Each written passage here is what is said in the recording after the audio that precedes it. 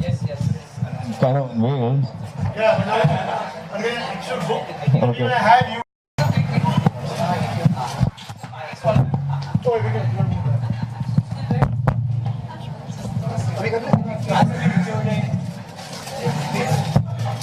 Alright.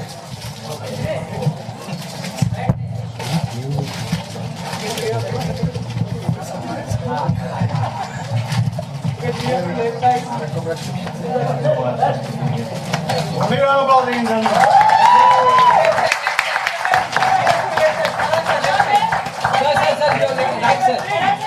Sir, you're right, sir. Left side. Left side. Sir, sir. Sir, यहाँ पे left side, sir, यहाँ पे. And now for video.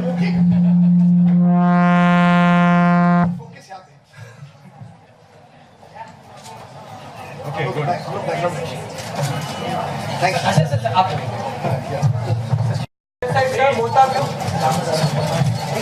Farhan sir, straight सामने. Farhan sir, सामने. Yeah, both are straight. Both of you left side. So you're right. Both of you left. Okay. Thank you. And this is from the middle somewhere, but you don't need a backstory. It's fine. Javed had taken a state bus and travelled most of the way, staring out of the frame of his window at the white vistas streaked by shifting patterns of chinar trees. Like a stain, the polluting, overcrowded bus sputtered on through the thin layer of unsullied snow. The Kashmiris, nestled in layers, rode without any sign of remonstrance. Only once were they stopped and made to walk in a single file across an army checkpost. They were asked to wait unmoving in the open as snowflakes collected on their shoulders. The bus was swept for subversive activity. As victimized Javed felt during such episodes of harassment, this journey with his fellow travelers was always an odd comfort for them. The bus wound its way to the town where Javed had a few buyers for his produce. There was rampant construction going on, the air burdened with dust and cement. He sought out his destination, a dairy shop in the main market run by an old enterprising Punjabi businessman. Gulshan Singh had come on his honeymoon in the 70s and astonished by the sheer beauty of Kashmir, had stayed back and set up shop in Baramulla. Until the late 1980s, his luck was flourishing. He had a network of stores across Kashmir, but the rise of militancy had decimated his business to a single outlet. Javed was turning the corner when he spotted his son's older friend Shaukat smoking at a tea stall. Their eyes met. Shaukat stood up in a reflex action of respect and threw down his cigarette. Javed smiled and indicated for him to wait, that he would see him in 5 minutes. Shaukat nodded and sat down with his two companions, who Javed recognized as teachers from a local madrasa. Gulshan Singh greeted his goat milk supplier with tired eyes and a raspy voice. The variety of his turbans, one hue of the rainbow for each day of the week in his early years, were now restricted to gloomy shades. His shop had remained unchanged for 2 decades. The stainless steel containers for milk and the large brass trays for curd were as shiny as always, but his walls had decayed at a pace invisible to him and his regular customers, much like his smile that was now stockaded by wrinkles. Javed Saab, you've been missing. I haven't seen you since Friday. 40 years, and he hadn't lost his accent. Karan, my son, he's not well, and Javed brought out his produce. He didn't need to vocalize the rest of the thought. It was self-explanatory in the amount he had to proffer. Gulshan Singh looked up with surprise. Is this it? For this week, yes. I need to keep some in stock for Karan. But this will hardly be enough for 3, maybe 4 customers. The shopkeeper weighed the milk and transferred the contents to his drums.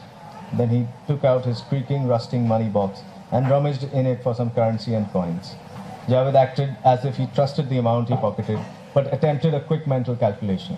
It was less than 100 rupees. Javed bhai, I hope we can have more next time.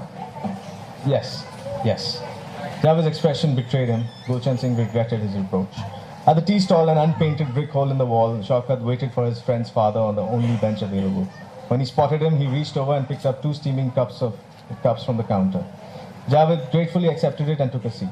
He looked around. The stall owner had his nose buried in the Urdu newspaper as a folk program played on the radio. There were no other patrons. Yes, Chacha. I want to tell you something. Once again, Javed scanned for flies on the wall. Nodded. It was tragic. The army bastards. I'm sure he wasn't. You know that's not what I'm referring to. Javed was stern now, losing patience. Asking him to make himself useful and what.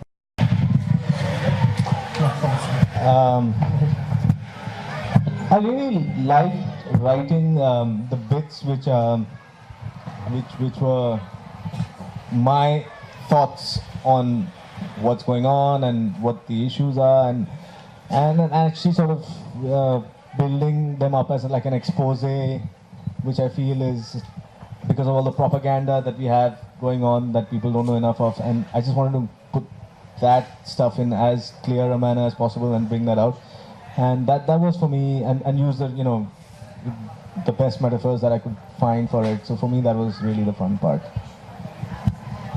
or the best part. Part in writing this. I'm pretty sure it was finding the time. I think was the toughest part of writing, and I had a lot of time for a long time, and suddenly it's all happening together. So it's a big premium right now. I mean, I'd love to have watched Mindhunters, but I haven't been able to even get to Netflix this year. The genres of creative output that one can imagine. What next? It's just some more of the same. But of course, it all didn't happen in 1 year. I mean, there's a process. It takes a long time to actually for it to come together. I mean, the writing has been on for a couple of years, on and off. The series took about a year to write and then a year to make it. Films take a lifetime, I think. Chalo, we are proud. Completed the book. Was it some kind of a catharsis, or what was the feeling? I really haven't had time to reflect on that yet, so I'm just sort of soaking it up right now. It is great to have finished writing a book. It's always been my childhood dream to do that.